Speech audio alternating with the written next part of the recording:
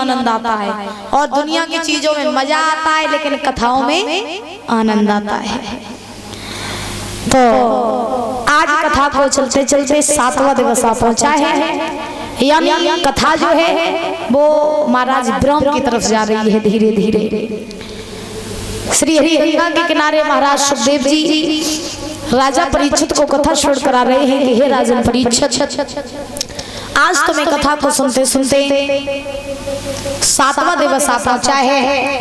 और जैसे कि श्रृंगी ऋषि ने तुम्हें श्राप दिया था कि 7वें दिन तुम्हें तक्षक सर्प डसेगा, तो आज वही सर्प तुम्हें डसने के लिए भी आएगा।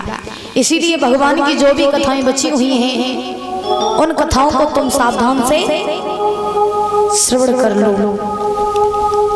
तो महाराज सुखदेव जी जो है राजा परीक्षित को कथा श्रवण करा रहे हैं। कल आप लोगों ने बड़ी ही सुंदर कथा को सुना कि किस प्रकार से भगवान ने छोटी सी अवस्था में गोवर्धन पर्वत को धारण किया, और पर्वत को धारण करने के बाद में महाराज भगवान जो थे वो वृंदावन छोड़ करके मथुरा गए। मथुरा में जा करके महाराज भगवान कन्हैया ने मामा कंस का भी वध किया। और मामा कंस का वध करने के बाद में महाराज भगवान कन्हैया ने अपने नाना उग्रसेन को और अपने माता पिता देवकी वसुदेव को कंस की कैद से आजाद करवाया। आजाद करवाने के बाद में नाना उग्रसेन को फिर से महाराज मथुरा का राजा बनाया। तो जब नाना उग्रसेन को फिर से राजगद्दी पर बैठाला, तो भगवान ने ऐसी लीलाएं की। करने के बाद में भगवान मथुरा से जब वृंदावन से जब मथुरा के लिए चले थे, तो भगवान ये कह करके चले थे कि हम परसों ही वापस लौट आएंगे। लेकिन भगवान फिर लौट करके महाराज वृंदावन में नहीं आए, भगवान वहीं रुक करके रह गए मथुरा में ही। और जब मथुरा में ही भगवान रह गए हैं, लौट करके नहीं आए, तो गोपियां जो थी बड़ी परेशान होने लगी। आपस में बैठ करके बातें करने लगी, बहन छलिया कड़ियो,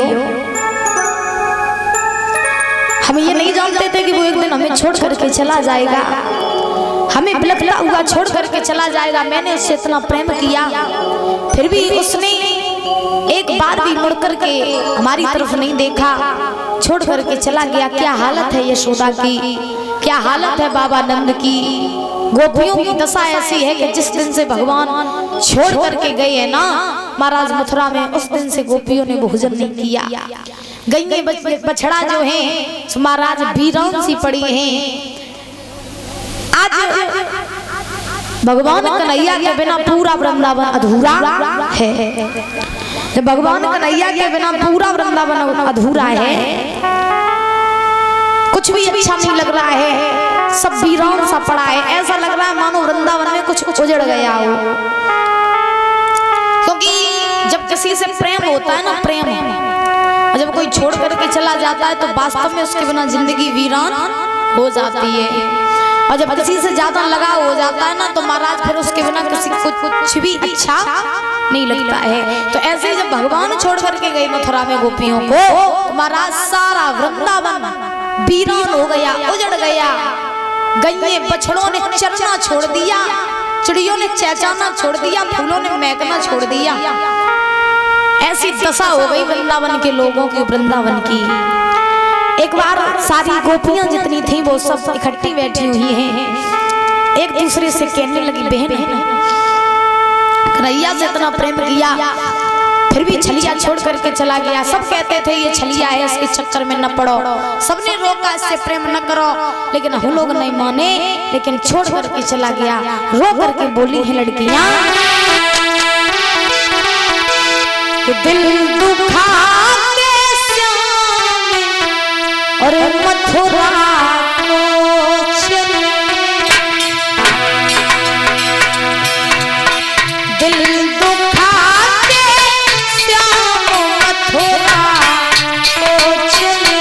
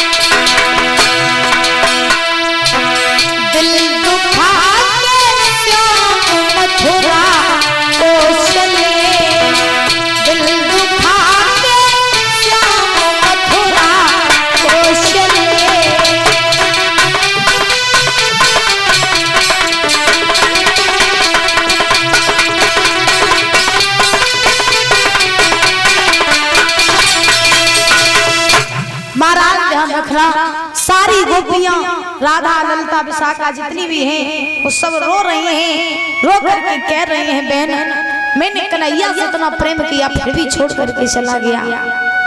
इतना बड़ा छलिया था, जानते थे कि छल करके जाएगा, लेकिन हम लोगों ने नहीं माना, आज छोड़ करके चला गया।